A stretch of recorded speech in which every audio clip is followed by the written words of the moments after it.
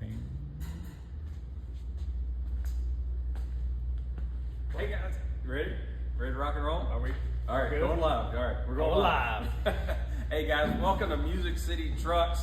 We're in the shop here, Mike and Anthony, on their PowerNation Live this Friday. You know, we're doing something cool with these little live deals on the Fridays. And then today it's special because we got a new show that just dropped today on our C10. Anthony, what did we do on that show? Do you remember that show? We filmed it a while back. I think we shortened this frame here that you see sitting right in front of us. We went and chopped it, what, a couple, 3 feet out of it? Yeah, it took our long bed C10, which are very common. You know, you can easily get a long bed, a little bit more attainable, a little bit cheaper as far as, if you're going to start out a project. And we converted it to a short bed. Now, there's a lot of back and forth out there. Anthony, you've got a truck. I do have a truck. Yeah, it's a short bed. It was an original short bed. It's a 65 C10. It's a big back window truck, original short bed. So I didn't have to do any of this, but I did cut basically back there and then back half the whole thing. Right, so your truck, you did something similar with the airbags and in lowering it down. Yeah, I didn't have the money for this sweet Porterbuilt setup, so I went ahead and built my own. Right. But it would have been a lot easier just to go to PB Fab and have them, send me one in the box.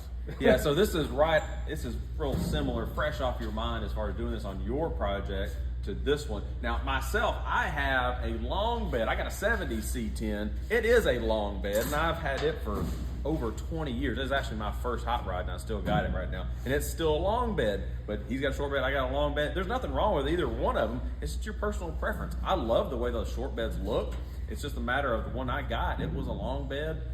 I could go through and do the shortening process, just a matter of cutting it up. Some people are, get paranoid. I don't want to cut up the long bed frame, or cut up the frame.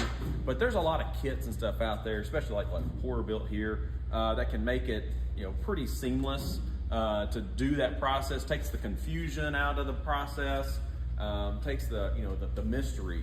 Now, anybody can just grab a grinder and start cutting and hope for the best, and you may not end up with the best product. But if you kind of plan out your stuff, like where the bed's gonna sit, all your mounting points and things like that. Yeah, it could be done. Yeah, taking preliminary measurements, that way when you do cut stuff, put it back together, you got something kind of a basis to measure things off of. So. Yeah, but with these kits that Porterbuilt offers, and there's a few other companies that offer them, they just make it so easy to do these days. Yeah, they've done all the engineering there. They make it pretty simple on, hey, cut here, join this, weld this, bolt this together, and then they'll follow those directions there to make it. And then what I like about the Porterbuilt kit is they give you all the frame stiffening sections, so like it's all backed up with, all brake formed, it's all formed pieces in the back that's all bolted together, so it's nice and rigid there. Yeah, if you do something simple as just cutting the frame, buttoning it up, and welding it up, yeah, it may physically be shorter, but that's not necessarily the strongest way. No. There's other ways you could Z it, you could join the metals together to make it a little bit stronger. But this kit, along with the other ones out there, have a lot of like a structural system to back it up, and that's what this one has as well. Yeah, and that piece is just as strong as the factory frame is going to be, even though it's welded in a vertical weld, a straight weld. With that behind it, that's probably the strongest piece of this frame.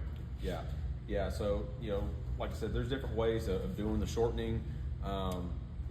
If you can cut metal, you can shorten a truck. Yeah. Well, you should know how to weld as well. Yeah. That helps. you could bolt it together. You don't necessarily have to weld it, but there's some sketchy stuff out there. I wouldn't bolt it together. Right. Don't do that. Right. There's some sketchy stuff out there, but the options are endless. And at the end of the day, it's just meant to be fun for your build, for whatever you're doing there. If that's something you want to do, go for it.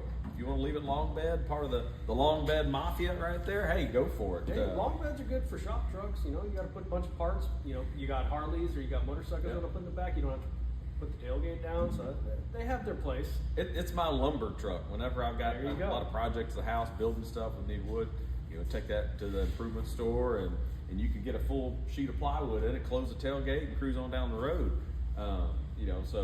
So long bed, I'm fine with it. I'll shorten it one day if I got enough money. That's it's projects. Yeah. Projects that require some money and time. But I don't think I'll ever own one, but they have their place. Yeah. but no. Yeah. So this project here, as you can see, we're a lot further in the episode. You watched that episode today, and then the next Friday we have episode 15 of our 25 season. It's the last episode of 2025 season.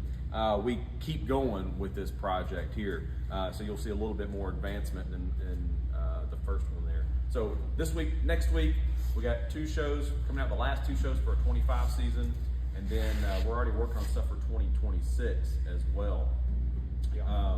You know, doing all this stuff, the air ride, for me, it's shown a whole new industry, a whole new side of it, to where you know, customization with the air ride stuff. It's not something I've really done much. I'm more of a static suspension kind of guy.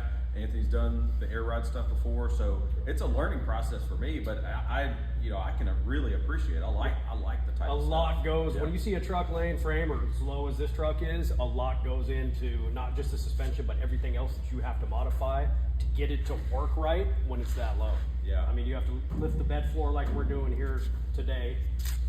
There's just so much to it. We had to cut the cab. We had to do all kinds of things to the cab just to get it to work. Right. So there's just a lot to these trucks that are laying low than you initially see. And even in just the simplest thing of moving it around the shop here, it's like it's already bottomed out. You know, a static thing, suspension truck, you just push it around. Yeah. Well, we got to apply air to it. Well, we don't have the compressors, we don't have the tank, all that stuff hooked up. So what we've had to do is hook up some fittings for the air system, like this, a little valve that we can hook up our shop air. Just click it and then open up the valve, and it will air up the bags, and that'll get it to where it's up off the ground and we can maneuver it around. So we kind of create our own compressor setup there. Yeah, they are a pain in the butt to build, I must say, because they're just so low, and you got to air it up every time to do what you got to do to get ride height and this and that, and it's just, but they're worth it. It introduces another set of issues for just navigating the truck. Changing the oil. Mine is high enough, you can just slide underneath and change the oil. This thing, you know, when it's low, man, you got to find, you know, special jacks, things up to get up underneath it. So it's just another set of things you got to deal with a lower setup. Yeah, the low life ain't for everyone, right? But it sure does, you know, look good when it's done right. So this one is going to be down on the ground. You know, everything from the wheel and tire combination, getting it spaced out. There's a lot of measurements that went into play. Give them a little taste of those wheels. Yeah. I know we haven't gotten to that yet. Just a little. Some of those shots. Literally. Yeah.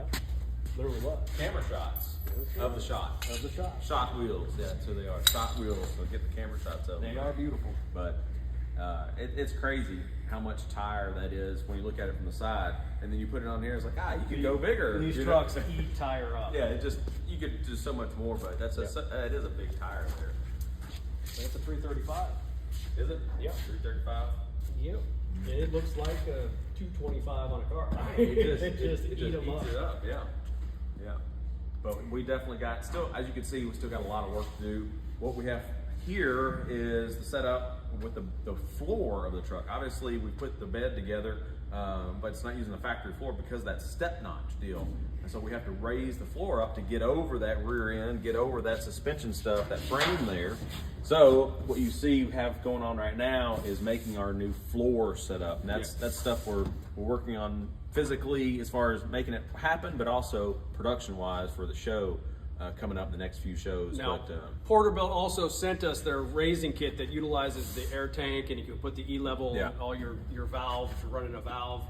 But we decided to go a little bit higher than that, actually a little lower, because if we were going to run that, we would have had to probably use the factory cross sills. So we decided to kind of make our own. We're still using that for the air tank and for the E-level ECU, but we just decided to do our own thing. So for the air rod stuff, the compressor, or the tank will be mounted over here. The compressors will be back here. The little brains for it right there, all under the bottom. And then to cover all this up, we're going with a wood floor from bedwood. It'll look really nice, smooth finish there. But right now we got to give it a place for that wood to sit on. That's what this frame structure is. Got to be a floor there for that wood floor. Yeah, we're just gonna be finishing it up today, running our diagonals, and then figuring out if we're doing a hatch or not. I don't know if we're gonna do that. I don't know if we have the time allowed to do that, but If you are doing this on your own, you're doing a bed floor like this, I highly recommend having a hatch because it makes it a lot easier just to get everything that's back here. Especially if you don't have a lift. If you have a lift, then it's not as crucial because you can just get the thing up in the air and you can get to everything that you need to get to.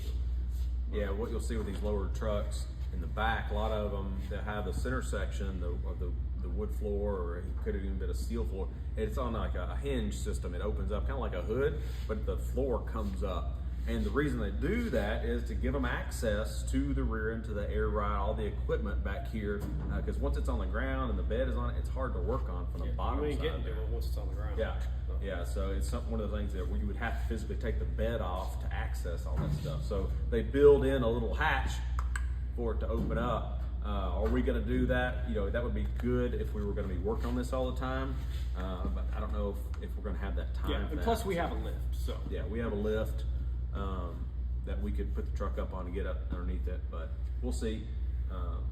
Just depends on, you know, how far we can get with that. But so with this, you know, you can probably see in the background our little orange beauty back here.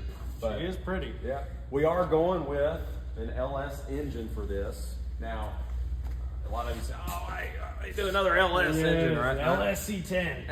It's hard to beat, you know, these engines as far as the functionality, the reliability, and The ease of power you can get out of them. the ease of power. They're so efficient. Yes. You know, they're efficient there. And I kind of relate it going back in the day.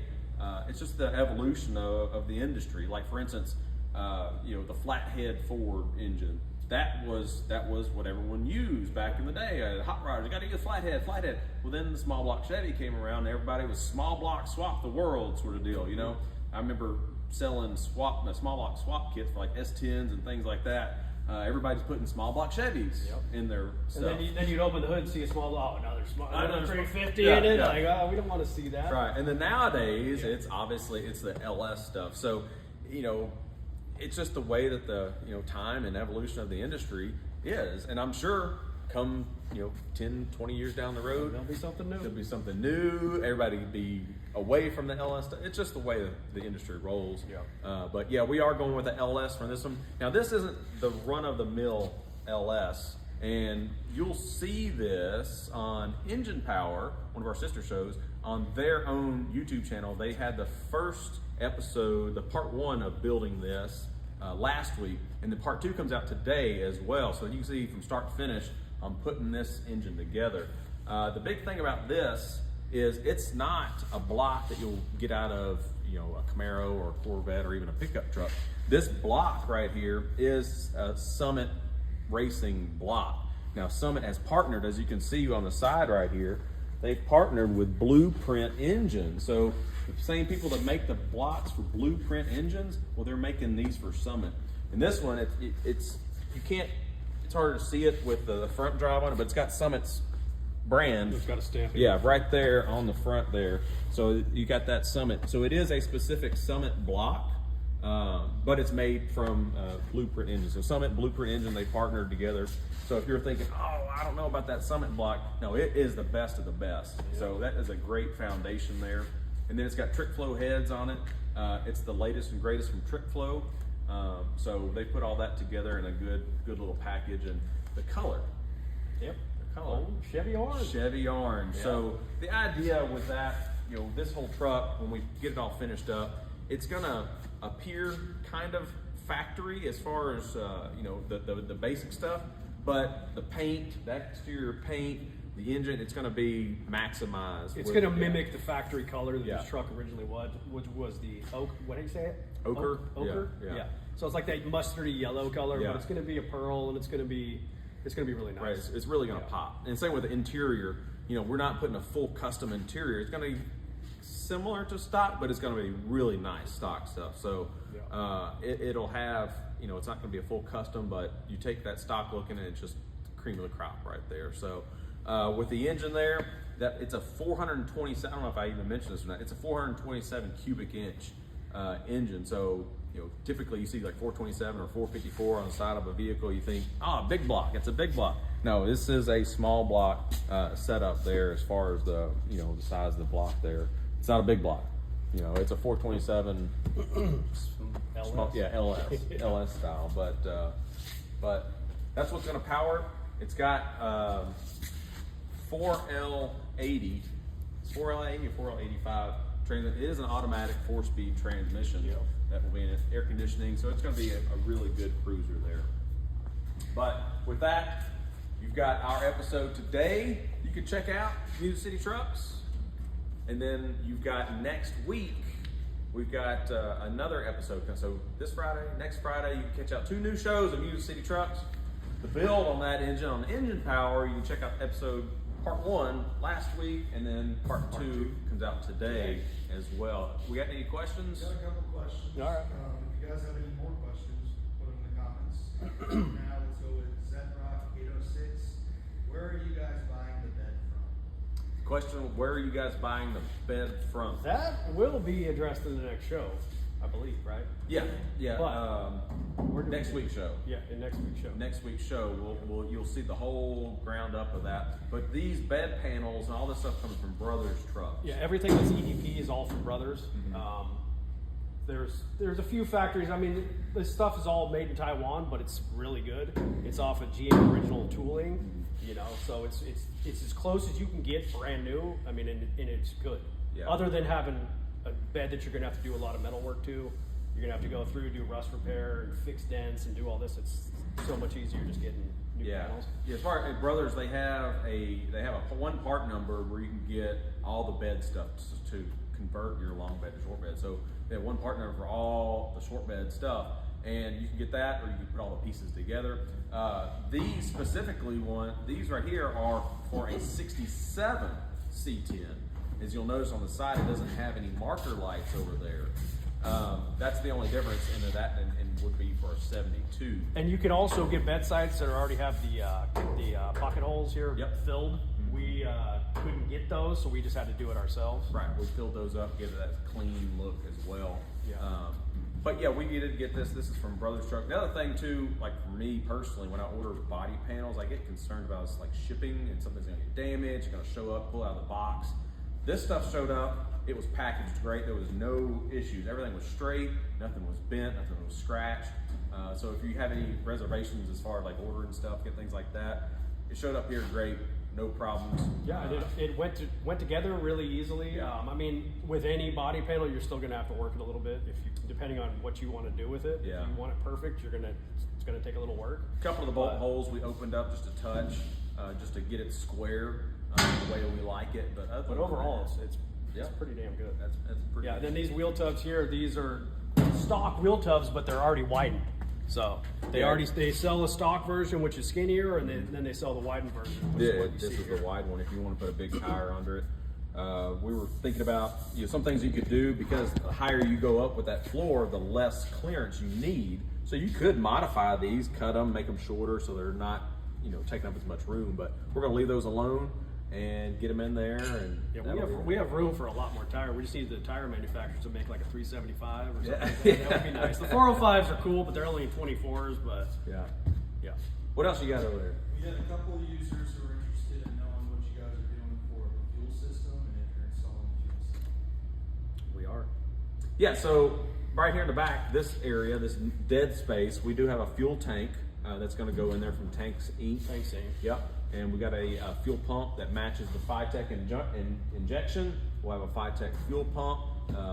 It's big enough for all the power. And the tank we're using is the same one we put in the 632. It's the same part number. It's out of a Blazer, I believe. Yep. Right? From 67 through 72 Blazer, and it just dropped right in. Yeah, it's a factory Blazer tank that we're putting in this, because it takes up that real estate in a right, it's already shaped the right area there. It's not too deep, so it's not hanging low. It's tucked, so it's protected. Especially when you have these low trucks, you want your fuel tank protected. Yeah, so we're putting a Blazer tank in here and run the fuel lines down the rail. That's one of the things we're going to be working on the next couple of days, is getting that plumbed in. Once again, this is all mock-up. This isn't final. You see the raw metal. What we're going to do once we get all the body panels fit, we'll blow it all apart down to the bare frame. The rest of the frame will get sandblasted, get powder coated, and we'll build it all back up. And it's pretty stick, because a lot of people see this, oh, why would you not paint that and put that on? calm down. It's, you have to mock it up to make all your decisions first. So Yeah, they can't paint over or weld over paint. So yeah, we'll get this all banged out here. Finish up the some of the pieces in the bed here and yank that off. This will still be one piece though, other than the tailgate. right. But Only one more. I'm pretty sure this has to do with the engine. It's where can I get the front accessories like that? So that accessory drive is from Eddie Motorsports, also available from Summit. All right. So this particular one is from, there's their logo right there, Eddie Motorsports. Yep. It's all blacked out. It's pretty neat as far as the pulley here, along with the balancer combination. keeps everything nice and tough Yeah. and tight. Yeah, there's tons of options out there for your specific application and where the accessories mount. You can put the power steering pump down here. You can put the AC compressor up here, down here, over there. You know, it really depends on your specific application and what real estate you have. Because you got to think about when these start getting the frame rails, a lot of vehicles, the frame rails come up through here. You maybe not have the room down here. Fender wells and stuff like that. So, but that specific one is from Eddie Motorsports there. The alternator, all that stuff came in that kit. So this will work perfect for our application there. They make some nice stuff. Yeah. With that, or even if you want to build ahead, maybe down the road you have something hanging off the front that goes, whee! You know, it has some adjustability in there. So Make some of that whining noise. right, yeah. Sometimes people like when the engines whine. I love when the engines whine. Yeah. As long as they're meant to whine. Yeah. So, thanks again for tuning in for our PowerNation Live today on this Friday. We got 2 episodes from Engine Power over on the Engine Power channel. They have their own channel there. Go check that out. Subscribe to them. And then on the PowerNation channel for Music City Trucks, well, we're finishing up our 25 season. We got episode today. You got an episode coming out next Friday for that. Check that out. If you haven't already subscribed to us, you can follow us on our Instagram as well. Check out in between our builds, in between the shows there. Anything else you got? Yeah, go over and check us out on the YouTube. And you got any more questions or anything like that? We'll do our best. Let's throw them under the hood. We'll wrap it up. We'll pop the hood here. Look at that. Hood hinges over there. I just love those hood hinges on. You know, we changed them from the fenders to go up there. Yeah. They work out really well. Now, see on this one, I know you're looking at this right. This one over here, Anthony put the struts on there different intentionally. Well, we intentionally did that just to get laughs out of it. But if you see that one, they're going the same Perfection. direction. Yeah. Now, you can get those. You can also get those from PV Fab. I believe Nate was the originator of that style of a hinge for these trucks, which is the best way to do it. Yeah. I mean, But it's super smooth. Like, effortless on opening that. So, little trick deal. We had to move those hinges there. Turned out great. But we're just moving right along on this truck. And stay tuned. We'll have a lot more from Music City Trucks. See y'all next time.